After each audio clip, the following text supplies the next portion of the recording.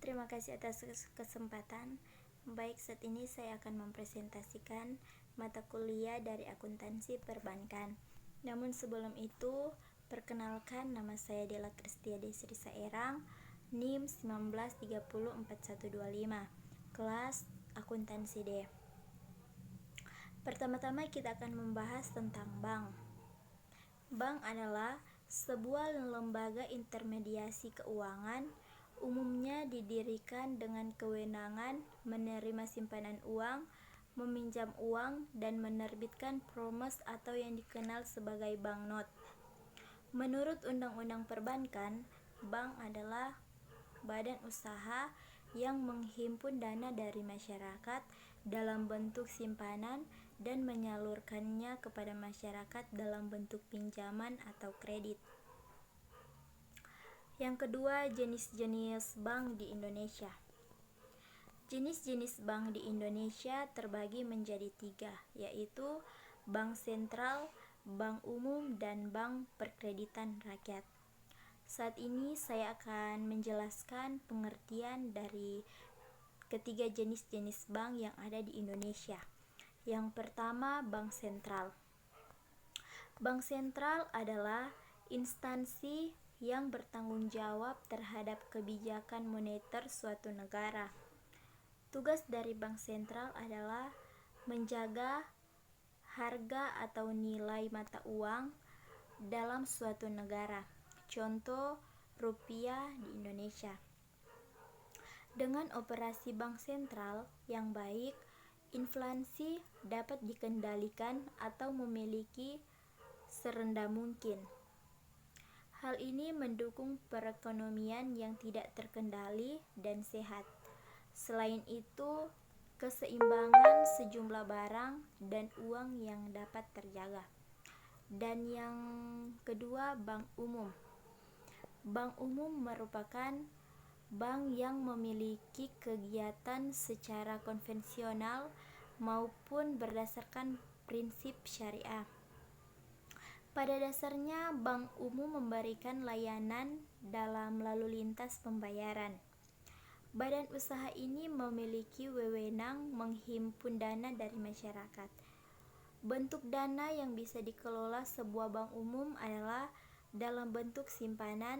Simpanan ini disalurkan kepada masyarakat dalam bentuk kredit. Dan yang ketiga, bank perkreditan rakyat, yang artinya salah satu jenis dari bank yang menerima simpanan dalam bentuk deposit berjangka, tabungan, atau bentuk lainnya yang dipersembahkan. Bank ini mengalirkan dana tersebut sebagai upaya BPR atau Badan Perkreditan Rakyat. Biasanya BPR ditemukan di kota-kota kecil yang dekat dengan masyarakat yang membutuhkan.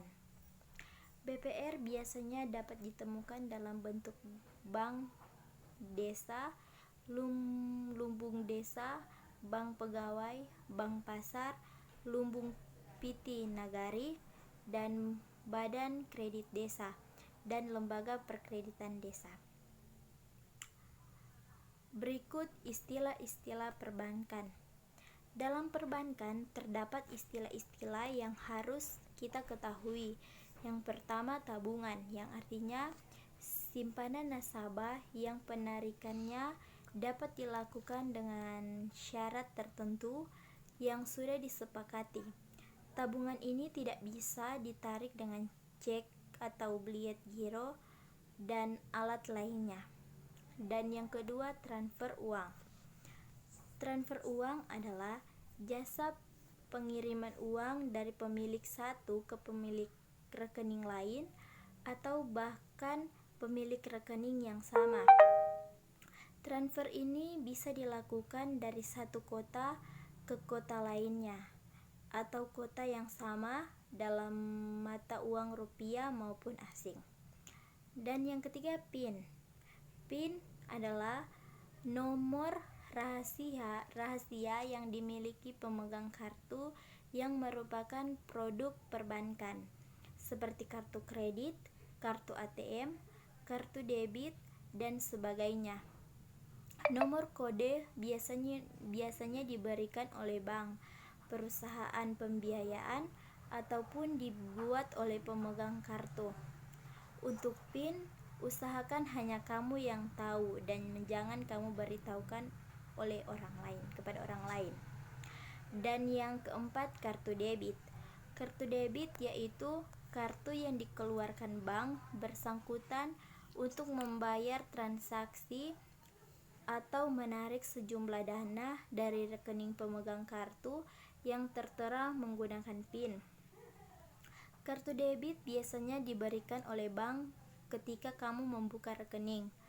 Kartu debit ini juga kebanyakan orang disebut dengan kartu ATM.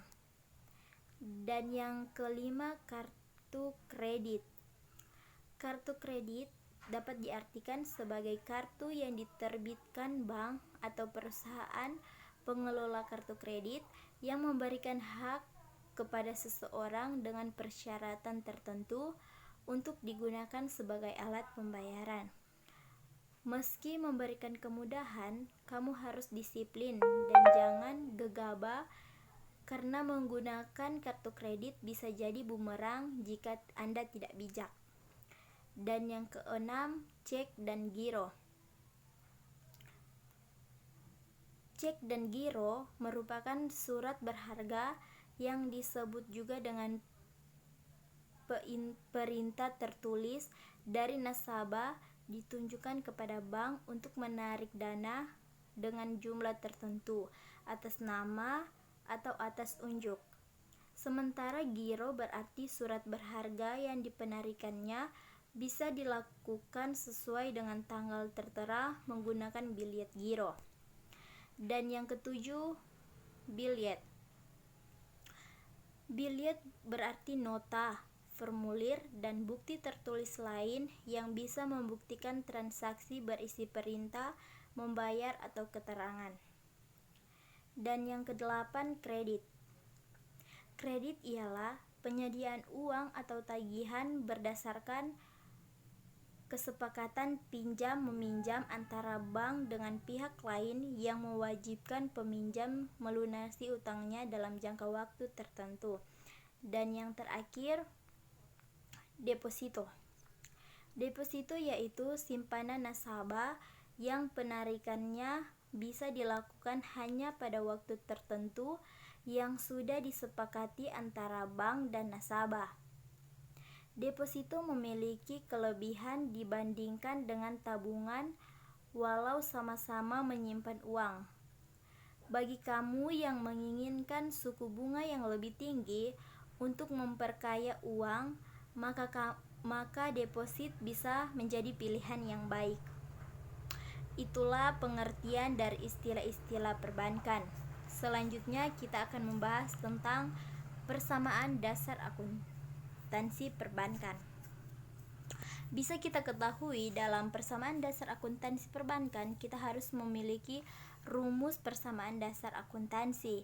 Dan rumus persamaan dasar akuntansi adalah aktiva bank sama dengan hutang modal tambah modal bank. Jika pihak bank melakukan kegiatan dan memperoleh pendapatan atau mengeluarkan biaya, maka selisih pendapatan dengan biaya merupakan laba yang dimiliki oleh bank. Laba yang dimiliki oleh bank merupakan keuntungan dari modal bank, sehingga persamaannya dihitung melakukan rumus aktiva sama dengan modal tambah utang atau pendapatan kurang biaya, atau bisa juga memakai rumus aktiva tambah biaya sama dengan modal tambah utang pendapatan. Itulah presentasi dari saya. Sekian dan terima kasih.